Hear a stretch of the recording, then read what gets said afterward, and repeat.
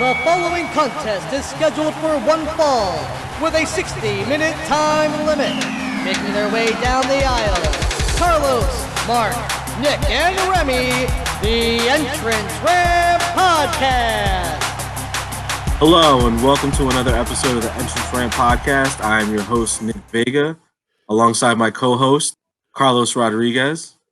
Hey, everybody. And Mark Lindsay. Hey, everybody. How are you today? We're going to be catching up on this week's events in wrestling. We're obviously starting every week, as we always do, with Monday Night Raw. The first thing we're going to talk about is the last thing that happened on Monday Night Raw, and that is the contract signing between Drew McIntyre and Seth Rollins. Do we think at all that Seth Rollins can take the belt from Drew McIntyre in these times of COVID-19 where there's no fans and you can play with the story however you want, and there's no real ramification in terms of getting negativity or positivity or anything? Do we see them putting the strap on Rollins to give him another reign and have a bad guy for Drew McIntyre to chase when the fans do come back? Mark? I don't know. I mean, I would say yes and no, because I didn't think they were going to pull the trigger and have any title changes at WrestleMania, and they did. Both of them changed hands. In my mind, this would be time for a holding pattern, because you're going to be basing Drew McIntyre's championship reign on empty arenas, no crowd response. But this match with Seth Rollins is a match I think we all want to see. Seth Rollins has been one of the MVPs over the last several years. Drew McIntyre, so they finally got behind and pushed. This is a match that we all want to see, and we're getting it, so I'm very happy with that. But I don't think now's the time. I think we probably should have put somebody else with Drew in the beginning. I'm sure they're going to go out to Money in the Bank and have a great match. And I think Drew goes over because it's too early, obviously, to take the title off of him. But it wouldn't surprise me if Seth Rollins does defeat Drew, only for Drew to somehow win it back shortly after. I don't think that's it at Money in the Bank. Carlos? Yeah, I think it still would be too early for Drew to go. For Seth to go over on Drew. But what I do think, though, is they could do anything. Like Mark said, this is unprecedented time. You even mentioned it, Nick. Like, there's no fans to boo this decision. I mean, we can crap on them online, but I don't think it's. I personally don't think it's going to happen. I'm not upset with Seth being the first opponent for Drew, because that's a very athletic. That's like the inverse of what we just got with Brock. We're going to see a very athletic match, a very hard hitting match, very fast paced match. Kind of show more of Drew's overall talent in the ring, not just he's a beast too. He's very charismatic, as we've seen leading up to his Royal Rumble win and then afterwards. And now we get to see another very athletic side of him. Yeah, I think McIntyre is probably the best bet. We'll obviously give more predictions as we go along. But I just want to get your guys' input because of the fact that since there are no crowds, it kind of changes the dynamic of how storylines are played out during this time. So that'll shift right into the main part of the show, the name of the show, Money in the Bank, the actual ladder match. We pretty much have everything set up, or at least we thought we did going into towards the middle of Monday. We thought, okay, we have everything set up with Cruz, Rey Mysterio, and with I'm missing somebody else. Aleister Black. I don't know why somebody's in the back of my mind. But those two were solidified as the participants for the Money in the Bank match. Then we had a United States title match between Andrade and Apollo Crews, where Apollo Crews hurt himself jumping off the top rope, trying to do a splash onto the outside, hurt his knee. I don't know if it's kayfabe or real, but he will have a replacement this week in terms of the gauntlet match. So I wanted to see if you guys wanted to throw out a prediction before the participants are even, announced. Who do you think will win that gauntlet match and steal that spot for the Money in the Bank ladder match? Carlos? I think we're going to see Jinder Mahal. I know it's a random name, but he just came back. That's a good one. No, right? Yeah, because he just came back. He is a former WWE champion. 3MB. 3MB. I mean, and I don't want him to win it, honestly, but then him versus Drew could be an interesting match. I would like to see him versus Drew just from a storyline perspective, eventually down the line. It could be one of these empty house, shows. If there's still like another pay-per-view with no fans when we go into June, why not have Jinder versus Drew for the title? Because it would be just a fun, interesting storyline wise, and there's no fans to be like, I don't want to see this. Well, you could just turn off the network. Mark, who do you think will win this gauntlet match or surprise? It's going to be one of the three between Angel Garza, Andrade, or Austin Theory, because there's no way that you can have a Money in the Bank ladder match with one of those guys certain victory reaching for that briefcase when Zelina Vega tops over the ladder to help Aleister Black win. Oh, that's great. I didn't even think. Wow, you really, so for everyone watching, he hyped this up before we started filming, and it really like paid off. That's awesome. That's great. I do like that. He did to CM Punk back when Lesnar won. So it would be a repeat. They would be retelling that story, but I think that's the time. Do it. Aleister Black is probably one of my favorite Raw competitors, and he's getting kind of stale. Maybe give him a little bit of Zelina, and we all know they're together. They don't hide it on social media. Have it happen on Raw. Well, if that's the case, do you think full-fledged heel turn? Because that's what she is. She's a full-fledged heel. She's not. Full-fledged heel, and then you have Andrade be the anti-hero. You have, hey, what happened to me? We were so good together, and he's not a good guy either. Andrade will cheat and lie and whatever, and he's the anti-hero now because you kind of feel sympathy for him for losing his manager. Yeah, I like that idea. That's a really good booking, man. Now, I would say with my Jinder prediction, I would want somebody like, instead of Jinder, because that makes sense in my head, I would want somebody like selfishly like Cedric Alexander or Ricochet, just to see what crazy stuff happens in that match. I'm also going to piggyback off of what you said. Remember, these released wrestlers have 90-day contract. They're still under contract. Right. Could we see? I got kids running in there. Win. I mean, there's so many possibilities. We're going to be let down with regardless of what they do because it's not going to be as good as what we could come up with. Yeah, but that's fair. I'm looking forward to it nonetheless. I think that both of your ideas make sense and are very good. I was thinking, a little more along the lines of Mark with Andrade and or Garza winning because it makes more sense in terms of a storyline to have one of those three being represented. I mean, they might just turn it on its head and have Theory win it because he's the youngest competitor and he can get the most exposure from this whole thing. But my bet will be on Andrade going into this last chance gauntlet match and winning. Man, talking about Theory, man, that dude's getting crash course in like major wrestling. That's so crazy for him. I feel like I mention it every week, but man, that dude's career is like that's someone to look out for, man. And with that Apollo thing, man, just to touch on that real quick, why seamlessly give him a push to then just take it away again? Well, they could. I think they'll give him a push afterwards, because he wasn't given a fair shot. That can give him some character. That can give him some edge, in terms of, next time he comes back, he instead of him just being a cookie cutter, I'm a mad athletic kind of guy, it would be more or less, I have been wronged in terms of, my spot. Like I didn't, I hurt myself, but I didn't want it taken away kind of deal. Okay. I'm going to go in a different direction. I'm going to say that it's more like they really want to push him and really want to get behind him, but they weren't ready to go full-fledged with it yet. They weren't ready to have him win and take that next step. But how do you protect him? You have a injury angle where you kind of get sympathy for him and you feel bad for him. And I think that's kind of where they're going. They have the ability to get him over to that next level, but they weren't ready to pull the trigger yet. And I think that's what we're seeing. So like Nick said, you can build him up, have him be a little bit more serious, a little bit more focused when he comes back healthier, and then really strap the rocket to him in the contendership. Definitely. And my last question for Monday Night Raw, since there wasn't a lot to go off of, it seems like, nowadays in wrestling, at least two of the slots are filled with somebody they're trying to build up and, whatever job are at that time. So that's pretty much how Raw has been. So there's only a handful of topics to really discuss and dig into. And the last one I really wanted to dig into was the Asuka, Nia Jax, and Shayna Baszler match, which really wasn't a match, but I would love to see that triple threat match personally. Has Nia Jax solidified herself as the favorite to win this Money in the Bank match? Yeah, I'm looking over like who's in the match.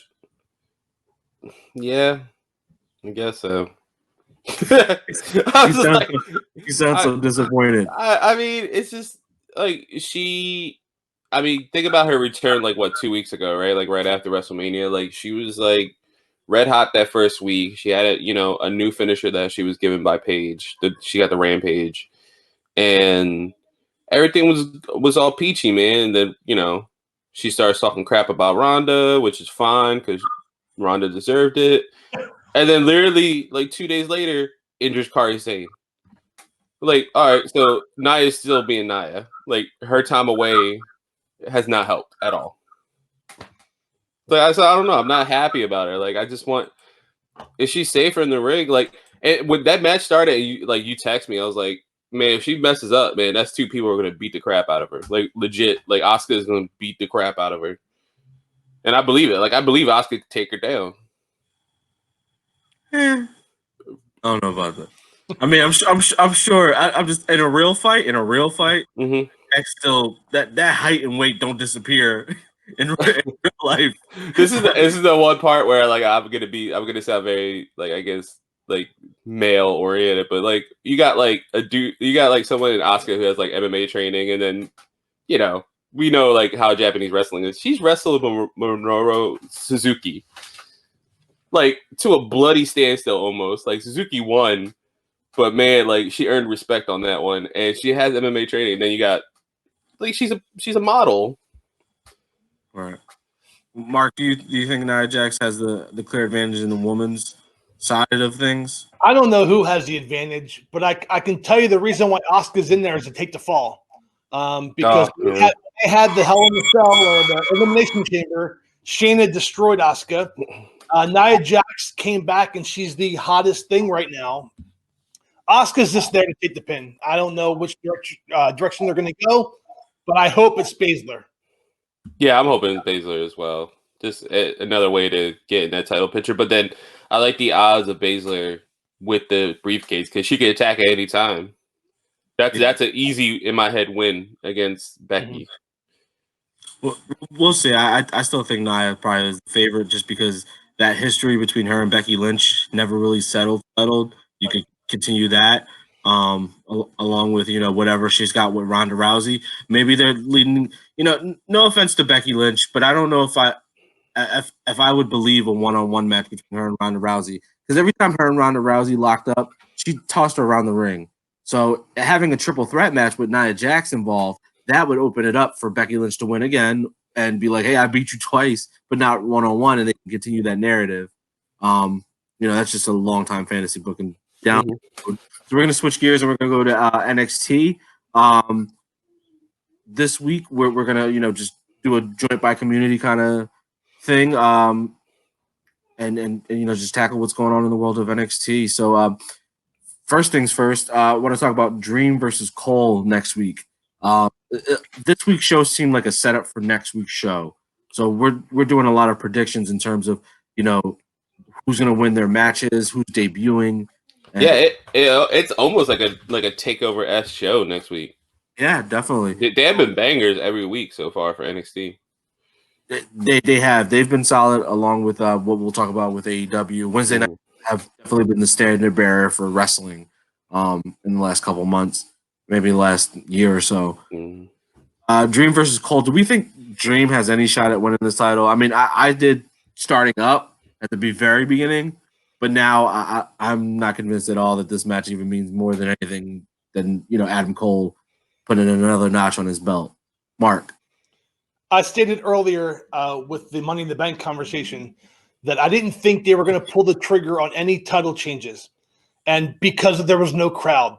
Well, NXT has probably the best crowd reaction of any wrestling promotion today, bar none.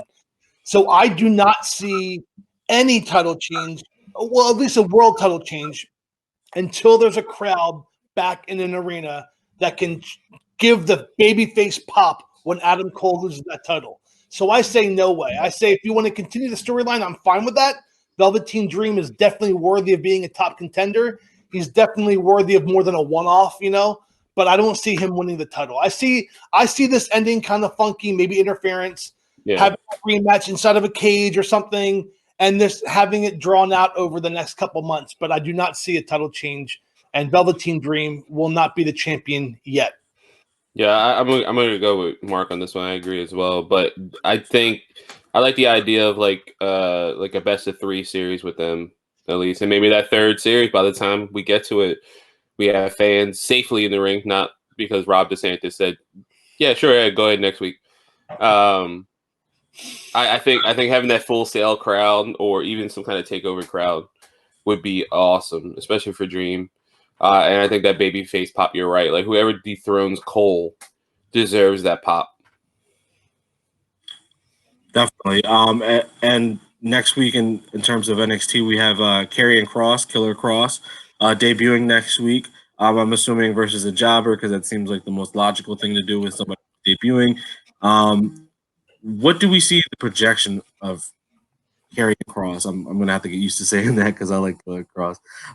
What is the projection? World title at the end of the rainbow for him? Is he just another nice hand, mid card North American kind of guy, or is he just someone who's there to cause havoc and not really win any titles? Carlos, I say we get him in the North American title picture in the next couple months. I would maybe say, like you said, like he probably have that like Demetrius cousin, whoever that dude is that keeps losing to Seth Rollins on Raw and everyone else on Raw.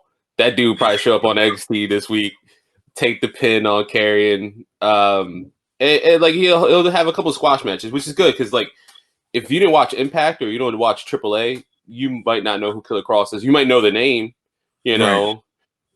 from just the internet straight up. Yeah, exactly. Like you haven't seen his work. I know nothing about this guy, so except his wife.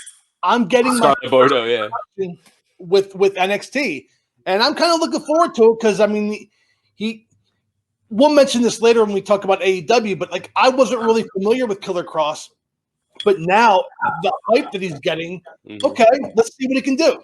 And he really did call it, man. He had a very unique debut for NXT.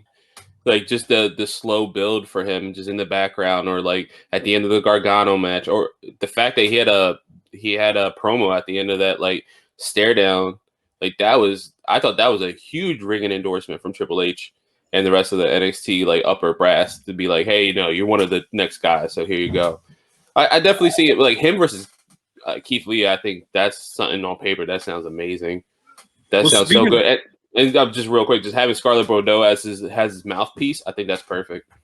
Definitely. Speaking of Keith Lee defeated Damian Priest this week in the main event of NXT. We've been talking about, Killer or Karrion Kross and the North American title. It makes sense because it seems like Keith Lee has no opponents in front of him. I mean, I love watching him wrestle Dominik Dijakovic. I mean, there's only so many matches you can have that's run its course. So, but it definitely seems like Karrion Kross is headed for crossroads in terms of a match with Tommaso Ciampa because of attacking him, and they're not just going to let that slide. So it's very interesting where we see Keith Lee from here on out. Who do you think is his next opponent? Because I think there might be a stepping stone before he deals with Karrion because of Karrion and Tommaso. Who do you see his next challenger being, Mark? I really don't know. I think you bring up a great point in that maybe down the line, Kross will be in that North American title hunt. I don't know. I would just imagine playing it safe, maybe going with somebody from the Undisputed Era. But I don't have a clue, and I'm okay with that because sometimes when you have an idea where things are going and it doesn't, it plays out one way in your head and it doesn't come to fruition when it's played out in real life. So I'm okay. I don't know who, and I'm okay with that. Real quick before you answer, Carlos, I'm not sure, but did Roderick Strong ever get his rematch with Keith Lee? Oh, no, that's a good point. That he did not. I mean, I would love if anyone from the Undisputed Era, I always talk about it, man. I would love Bobby Fish in that picture, man. Because that's a hard hitting match, man. Like that's a great match. I would love to see him. Maybe a Finn Balor. Finn Balor hasn't never touched that like title picture for that. in that sense, that'd be a cool person to have have him go against anybody, even in the cruiserweights. Like, I'm just looking over the roster just real quick while we're speaking. Like a Kushida, that's a good just one-off. Kushida versus Keith Lee, having that technical and fast style versus like this hard hitting style. Well, Kushida's in that cruiserweight tournament, so I don't know if he's gonna. Yeah. And then who was the other person you mentioned? Not Bobby Fish. Finn Balor. I mentioned Finn Balor. Finn Balor's dealing with whatever the hell is going on. Oh, well, he's got Walter. In the locker room. What's going on there, Commissioner Regal? We got to find out what's going on there. Yeah, he's coming back. Oh, he's coming back this Wednesday too, right? So I guess we'll get some kind of thing with that. But yeah, since I don't know when like the borders are gonna open up again, man. But I like this slow build to like Finn Balor like going after Walter, because why not have Finn Balor go after Keith Lee in like a week or two? They build up that storyline, and then Imperium cost them that match. I mean, you could definitely do something like that in terms of like he can't get his hands on Walter because Walter's all the way in the UK, can't travel right now. I'm in America. I'm going to focus my energy on trying to win the North American title. That could possibly happen, but yeah, I definitely. I mean, I wouldn't mind seeing the Undisputed. I think playing it safe is probably the best bet. Undisputed Era, one of those members going after it, especially because he never had a rematch. You could dig that out for another month. Do something where it's tag matches now. Dream and Keith Lee have to work together. Blah blah blah, and go from there. Just to touch up on the last thing on NXT before we head over to AEW. Charlotte Flair versus Io Shirai next week. Charlotte Flair defeated Mia Yim, and Io Shirai came at the very end. And yeah, Mia Yim has been very good recently. And Io Shirai, came out and challenged her for next week, and that seems like it's on a collision course. I 0% Io Shirai wins in my mind. But how great is this match going to be, Mark? It's going to be very good. I've been a big fan of Io Shirai since her rise in NXT, and I can't wait to see what happens. And again, see if they're going to pull the trigger, elevate her to the next level. We'll see. I'm really looking forward to it. Yeah, I like her too, man. She has such a like hard hitting style, but also like that high flying aspect. I think we're gonna see something very athletic from Charlotte and Io, man. I think we're in for a very good treat. Next week is gonna be a banger of a show. I'm gonna call it right now. Like that's probably gonna be the show of the week. Yeah, it seems like the predictions are pretty, obvious, but the matches themselves may be awesome. So we'll switch gears and we'll talk about the other show on Wednesday night, and that will be AEW. Mark, would you like to take over AEW? Sure. AEW had a pretty solid show again this week. The TNT title tournament basically concluded until Double or Nothing, which is May 23rd. You had Cody defeating Darby Allin, and you had Lance Archer defeating Dustin Rhodes. So the finals are set for Cody versus Lance Archer. The winner will be the first TNT champion. And we discussed this off air, Nick, so I'm going to ask Carlos. Did you feel that the TNT championship was necessary to have Cody versus Lance Archer, since they were kind of building to that match anyway? Not necessarily in the beginning, but now after week after week and interview after interview, like Cody's kept the kayfabe that like I don't want Archer, like he doesn't deserve to fight me and all this other stuff. He's had like radio interviews and things of that nature where he's like normally just like being normal Cody, and then he'll keep kayfabe when it comes to Archer in this sense. And I think now it builds a good storyline to be like, well, now it has to happen. Now you have to face my dude to Jake Roberts. But I don't think we necessarily needed the title tournament. How I predicted it, I predicted it because they had like the brackets, like almost like March Madness.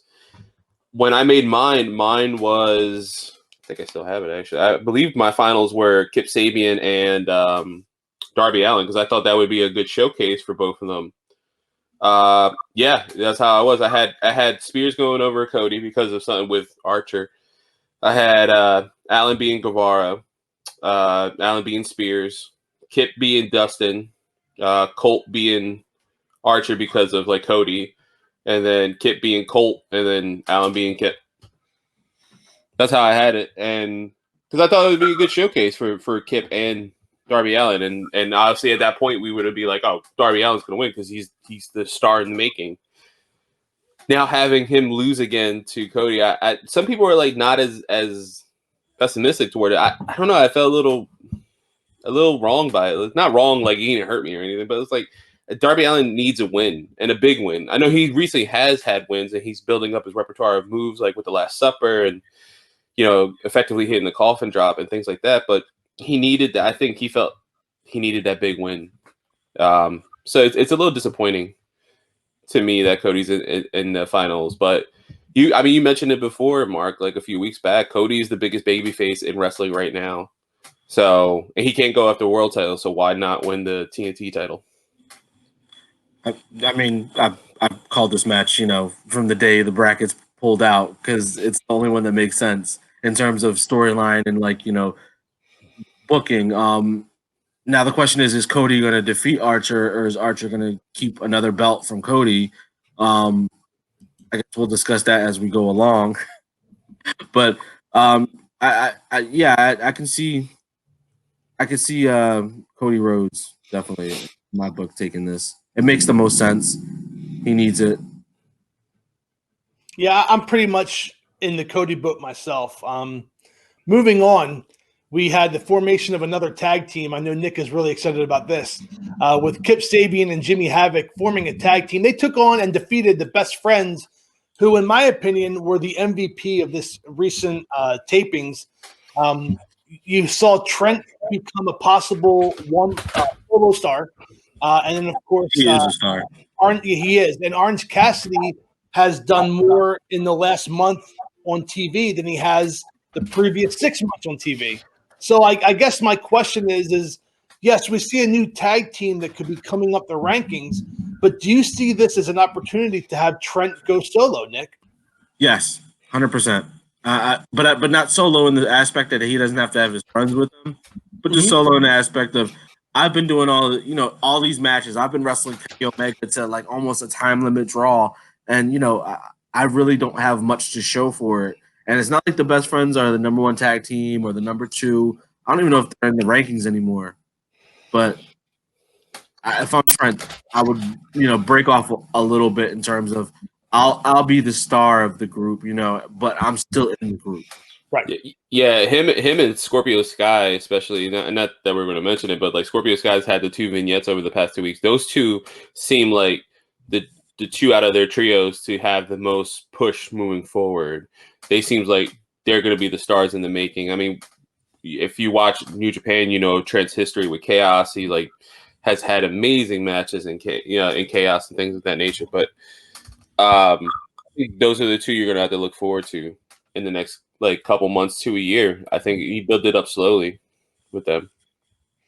Absolutely. And, it's been reported that Tony Khan came up with the last 4 weeks of TV, which I think overall have been pretty good. You could definitely tell that they taped a bunch of matches, had Jericho and Schiavone on commentary, and then kind of blended stuff together. Like it wasn't as clean and crisp as it could have been if they had mapped out each show individually. With that said, they did a great job, kept us entertained, and they used a lot of the same talent week in and week out, which was something that they didn't do in the beginning, which I was okay with because past, they would have John Moxley wrestle 1 week and then you wouldn't see him again for 2 or 3 weeks. And you kind of just, let the roster grow. In this case, you saw the same wrestlers, the same participants, and they hit a home run. And like I said, I think the Best Friends did a great job. Brody Lee has established dominance. And we were made aware that next week Jim Ross returns to announcing, which tells me that set of tapings is over. We're probably done having Jericho on commentary. What do you guys think about the roster that wasn't there? Nick and I discussed off air that Adam Page hasn't been really heard from at all. What do you guys think about the talent like Santana Ortiz, Jake Hager, Adam Page? What did these guys need to do to reestablish themselves to the fan that haven't seen them in the last month?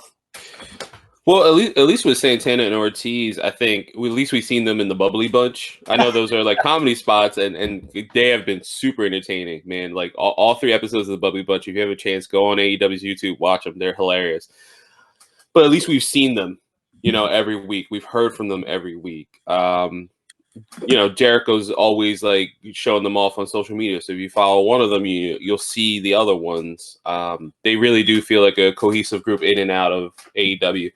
And in that sense, I think they're going to be fine. They can get put back in the tag picture at some point. I mean, obviously now we have like these new tag teams and all these formations like kind of push forward, but that's fine.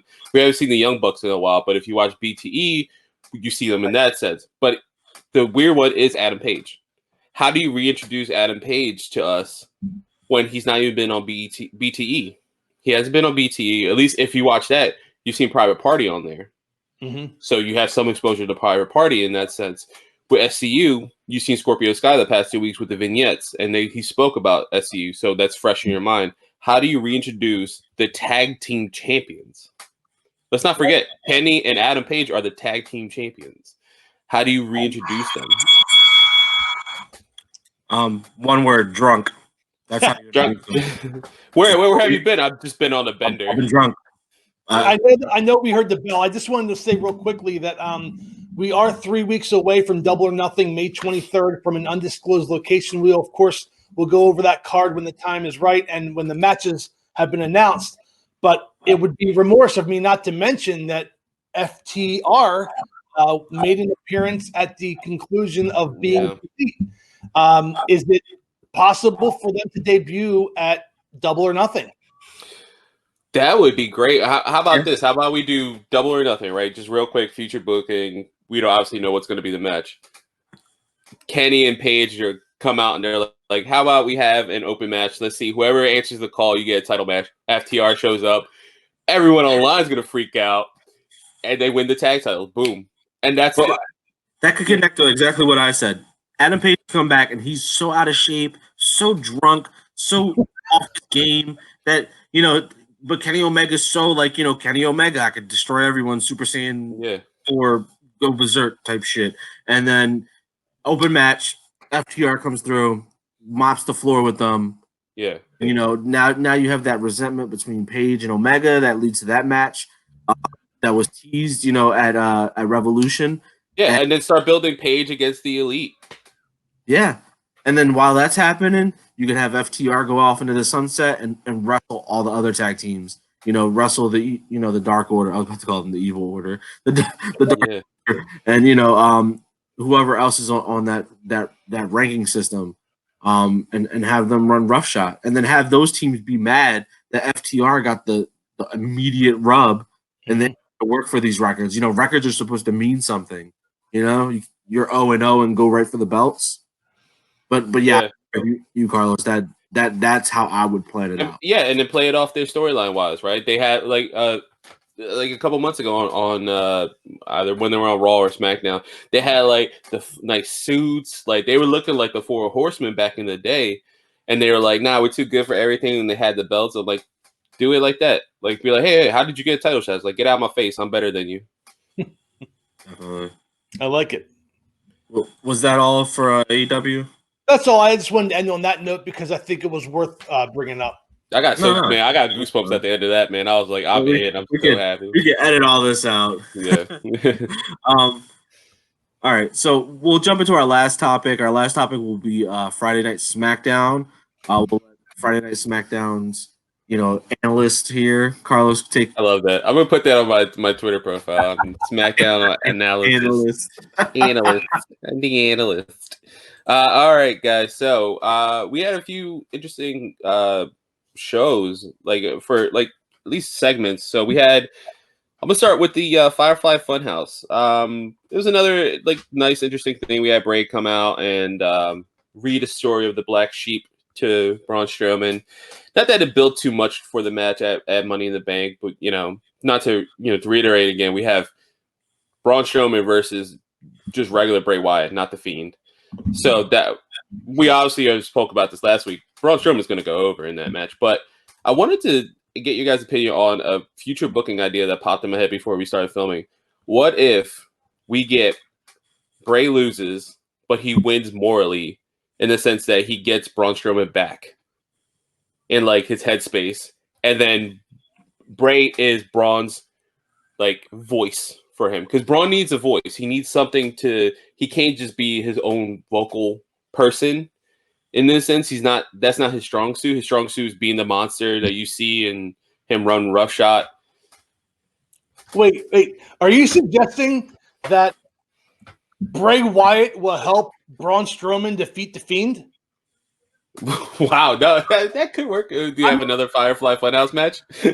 like that's what when you said that, I'm like, wait a second, because Bray Wyatt has been the voice from the Wyatt family, etc.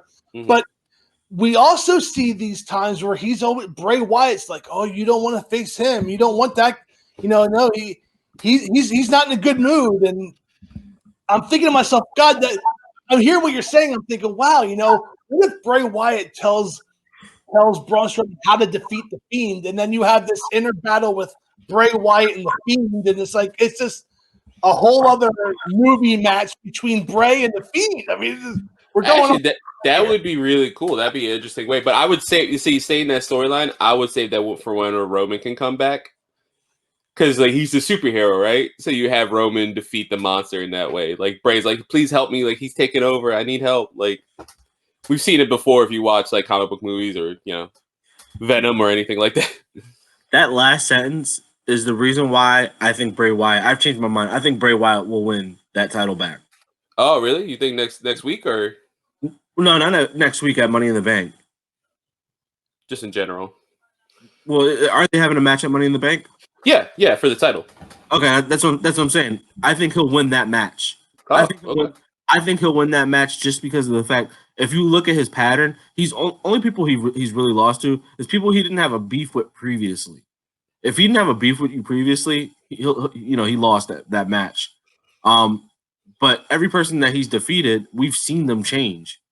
So I don't think they ever wanted to take the belt off of Bray.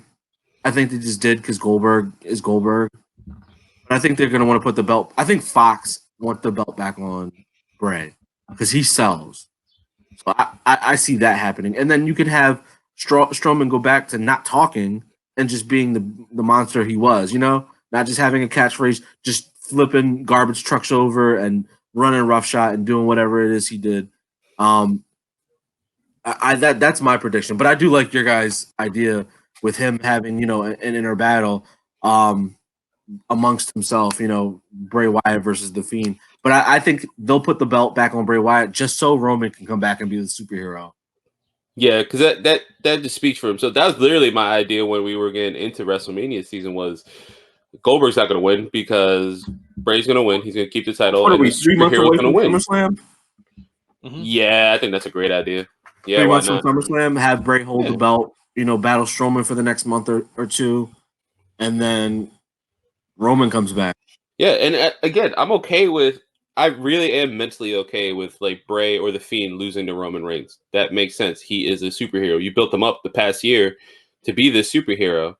So, like holding that off is one thing, but yeah, I can't see like. The idea if WWE's smart, they'll blend in the whole idea that Roman Reigns is such a superhero that he didn't want to, infect anybody or get infected, and play that whole thing off. Whereas Bray Wyatt, just came to work and wanted to touch everyone, add those things in because honestly, I'm sure a big part of the community feels like Roman Reigns kind of let everyone down by just, backing off of a main event WrestleMania match, Yeah. He figured something out, but he was just like, nah, screw that, I'm out. Because even one of the Usos wrestled. You know what I'm saying? Like, I know. They were totally against even wrestling at all, and then they made that work with a triple threat ladder match. Yeah, I mean that'd be an interesting way to go with that. And I would love to see how that goes, especially whenever Roman gets reintroduced. So we'll see next week how that'll play out. Moving on. So I had a joke topic, but I'm not even going to mention that because I think they're kind of the joke. Anyway, it's the Forgotten Sons. They got a win. I was like, wow. Okay. Sure. Yeah. I believe them. I believe they'll treaded water at NXT. Now you're just randomly winning. There's only one dude in that whole unit that I ever believed in, and it was Riker because he looks like he could rip a tire in half. That dude actually looks scary. Yeah. Yeah. Yeah, he legit. He the kind of dude like, you know, never mind. Never mind. Yep. I can say it, but then you'll have to edit this out. All right. So Don't create more work for me now, okay? yeah, yeah, don't do that. Poor Mark. All right, so moving on. Yeah, we had Karma. Yeah, Carmella beat Mandy Rose to qualify for Money in the Bank. This is her second Money in the Bank, or I guess third Money in the Bank match she's going to be in because Mella's money. yeah, Mella is money. And then we had Otis defeat Dolph Ziggler later on the night in the main event to move on to Money in the Bank. How about Otis getting a main event match on SmackDown? That's pretty cool. Heavy man. machinery is done. That whole group is done. They're going all in with Otis, and they should because he's like a mid card guy. You know, Yeah, like you want to root for him. He's just a perfect baby face. Like just have him do a caterpillar off the ladder. My life will be complete. Well, that's what I was gonna say. That's gonna be my next question. Obviously, Dude, I love that guy. He's so funny. dude, he's naturally funny. That's the other thing too. Like he's perfect. He's in perfect position, I think, in WWE. But with them winning, like obviously they're not gonna win Money in the Bank. But what kind of spots do you want for them? Like what do you guys want to see out of Carmella and out of Otis in this sense? Like we know the match is a little different. I'll get to that. That's my final topic. But like, what do you guys want to see? Do you want to see like a continuation? You see Dolph Ziggler popping out of a random office and like hitting Otis, or with Carmella? No, how funny would it be if like Corey Graves shows up and tries to help her? I think their story's dead. Otis is a mid card act, and Carmella is kind of a mid card act. You know, I don't really see anything for them. Maybe Carmella getting in a tag team for the tag team titles, because it seems like the best thing for women who are just stuck because there's only one per show. Yeah, and the only thing too would be like if like her and Dana Brooke like have some kind of falling out from this, since they're both in the match. That's the only thing I could see as well. My last topic was perfect for this final segment. So if you guys want to switch over to that, I just have two closing thoughts on wrestling in general. With what we found out, Daniel Bryan came out last night and basically announced that both the men and women's match are going to happen at the same time. They're both going to start from the ground floor, and they are both going to start at the same time. And they both just have to make their way up to the roof where both briefcases are going to be there. So what do we think is going to happen? How long do we think this match is going to be? Because I'm looking at the card on Wikipedia. 45 minutes. It's going to be like a 45 to an hour, right? Like a movie. Yep, it's going to be a whole movie. I'm waiting at the top where John McClane goes, "Yippee-ki-yay!" Yeah. All I know is that if they don't have a cameo by Vince McMahon, this is a wasted opportunity. I want Vince in breaking his office. Yeah, like or Triple H, because I love Triple H's office. All of them. This is the best time to do all of them. You can have weird moments where you go into the boiler room and Mankind's sitting there eating Cheetos and shit. That's why I think this match is going to be like. I know a lot of people were like upset with like cinematic matches. It's not a match. This is not It's but it's okay because okay. It's going to end on the roof in a match. So like I'm okay with the storyline and the movie getting through the building. And how many floors is in Titan Towers anyway? So I'm okay with that. There's got to be at least 60. I'll tell you what I want to see. I want to see somebody going through and seeing Randy Orton laid out on a truck. You know, still there? Yeah, we just drive him around. I want to see it all, man. There's got to be tons of spots like that lined up. Like I want to see. Look, I'm going off on the deep end now. Yeah. I want to see like ring aprons and signs from like 1985. I want to see like Saturday Night's Main Event banners. They go into a room. Yeah, I want to see the big giant fist from like the Ruthless Aggression SmackDown. I want to see it all. I want to see everything, and I want you want to pay an homage to John Cena in that match against the Fiend. I want to see an homage the World Wrestling Federation from the 80s and early 90s. I want to see it all, and then spill out on the roof. I hope that they do something like that. I would mark out for that big time. Yo, I think that's why I think we're gonna get something special, and I don't think this is necessarily a bad thing that we're gonna have this kind of cinematic, like game of death cross. I don't know if you guys remember that was that Super Bowl ad for WWE. Yeah, Way back in the day when they were in the office building and shit was just like getting thrown across. Yeah, I'm expecting that mixed with the Bruce Lee movie Game of Death. Like you got to fight. There's like a boss every level or something. And here's another reason why I'm okay with it. It's not WrestleMania. Let's do it. Let's do it. No, that's fair. I totally agree. I'm all for cameos. I could see them calling every legend possible and having tons of cameos. I actually am looking forward to it because it's going to be hilarious. Yeah, I want to see like Paul Heyman like taking a phone call. Like, hold on, man. Like, I'm on the phone with the old phone. The Paulie Dangerously phone. Yes. I would love that. Love it, man. So I my other final closing thought is just if you guys have a chance, you guys want to watch some like awesome like old school, not old school wrestling, but like previous years wrestling, man, check out ROH on YouTube, man. They're just throwing out free matches. They have that special like G1 Madison Square Garden special with them in New Japan. Like all like 6 hours of it is on their YouTube page, man. I did that this week, man. I was like binging on ROH stuff. I sent you guys that one match that I was at that like event. It was like the Kingdom. Who would have thought it was like Mike Bennett, Maria, Adam Cole, and Matt Taven versus the Young Bucks and AJ Styles. Like that's a crazy main event to talk about in 2020 when like Bennett just got released from WWE, Maria just got released from WWE. Cole is, PWI's Wrestler of the Year, and he doesn't look anywhere near the Cole that we see him now. Like he's like a little flubby, like. He was out of it. Like it's crazy, man. It's just fun. But yeah, if you guys have a chance, man, check out their YouTube, man. They have like a crap load of free matches. Literally, I think I just saved to a list today was their very first main event, which is like Christopher Daniels versus Daniel Bryan versus Low Key. The first main event ROH ever. Mm-hmm. Like that's saved. I'm gonna watch that at some point this week. Definitely. As usual, I really don't have any closing thoughts because this week in wrestling has kind of been dull. I've just been watching old stuff and watching, the dark side of the ring of what's been going on with that. But other than that, I really don't have any closing thoughts. I'm looking forward to Money in the Bank because it's one of their best pay-per-views, especially with the new cinematic twist. But that's all I got. How about this, man? Let's talk. We talked about it off air. If you guys want anything to watch, go to Mark's YouTube. Dude, yeah, it's highly entertaining. YouTube. Not even lying. Like it's legit entertaining. Mark, throw up that logo. There it is. Hey. Listen, full disclosure, this channel started out as like a quiet little download thing.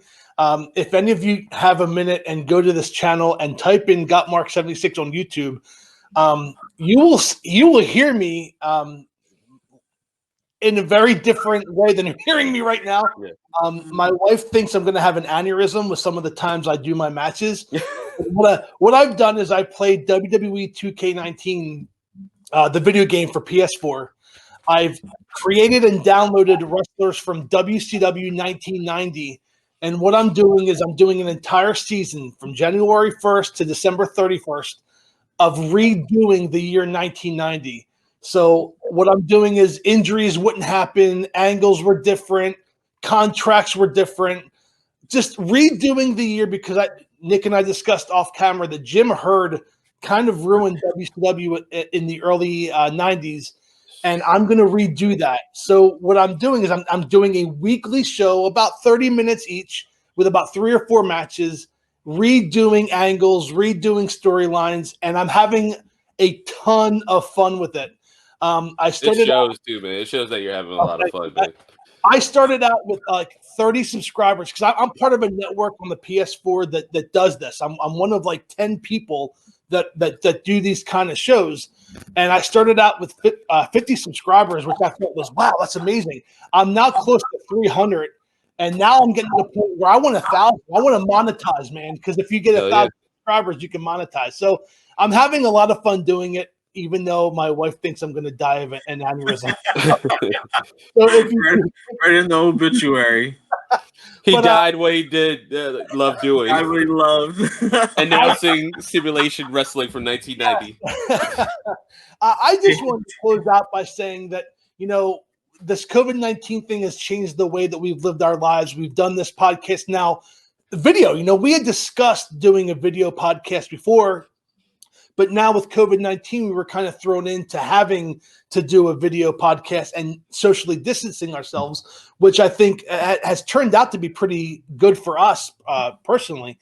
But I would say that there's at some point we're going to be returning fans to arenas. We kind of heard from Florida and Georgia that they're going back to the way that things used to be. And I think if done the proper way, where they can have 2 or 3 people per row and a row in between.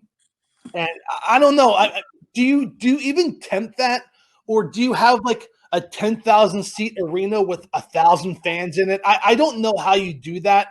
Or do you just go to like lower scale, like the NXT arena or Full Sail or whatever, and just have like 25 to 50 people there?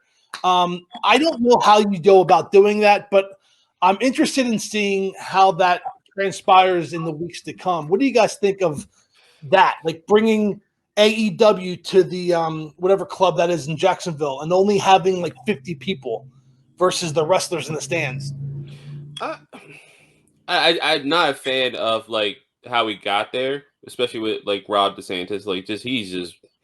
I mean, I'm glad he's not our governor. That's how you got there. You got there by yeah, okay, and man. That is a joke in itself, and I don't want to make this political. I think that we've been let down from the top of the politics down to even our governors and mayors. Yep. We have to take care of ourselves. We have to stay in. We have to wear the masks. Yeah, I don't know if I would feel comfortable as a fan. Like, I don't know. Like, if that was like Pennsylvania, and Pennsylvania was like the hotbed for like WWE and stuff, I don't know if I would look at my wife Tara and be like, yo, what's the name? Double or Nothing is still going on. She would look at me and be like, hell no, you're not going. I'm like, yeah, no, that's fair.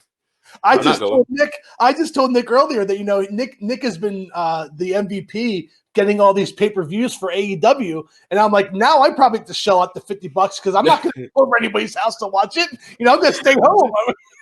I told him if he really wants, I'll pay for it, and I'll just flip the laptop around, and you guys can watch it. Yeah. That's what we do. This whole thing is there's this potential light at the end of the tunnel, which no. I'm treating it like I did 3 weeks ago, and I'm just gonna have this tunnel vision. I'm gonna wear a mask 3 years down the road. With all because in my head, like, how would you would have to test, right? You would have to test every fan coming in. Yep. And like, what's the manpower for that? Like, it's stupid. The best thing to do, and I keep telling everybody this, it sucks. 2020 is canceled. That's it. It's over. This year's over. Just chalk it up. It's an L. Like, if people keep acting stupid, you know what's going to happen?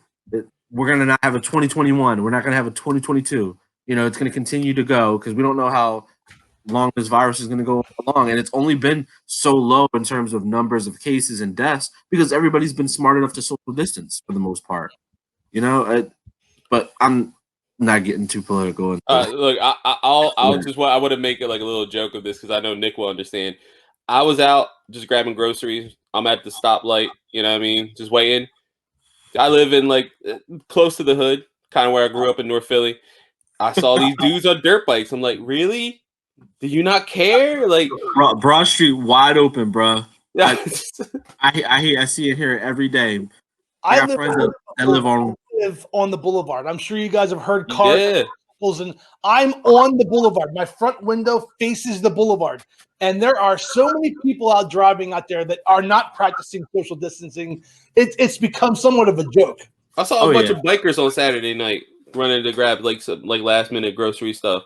Like the normal like bikers that are around like the ShopRite in Port Richmond. I'm like, what are you doing? That being said, I did get my alcohol delivery today, so I'm really excited. That's cool that Pennsylvania's doing that they delivered alcohol, because I got some bourbon. I did not know that. Let me get my phone. Yeah. Well, guys, another fun episode. Like I said before, I said it to you guys privately. I'm going to say it to the people watching at home. You know, I could care less about the wrestling product. I haven't been depressed, but with wrestling, I've been depressed because we are watching a form of professional wrestling that I never thought I would see. This empty arena, no fans, has been really depressing for me to watch. But I'm glad I got to spend an hour of my day with my two homies here. And, of course, you guys for watching at home. We thank you very much for tuning in. Please hit that subscribe button. Give us some more subscribers. We're looking to do some special things here on the Entrance Rant podcast. And until next week, we'll see you on the Entrance Rant. Goodbye, everybody. Bye.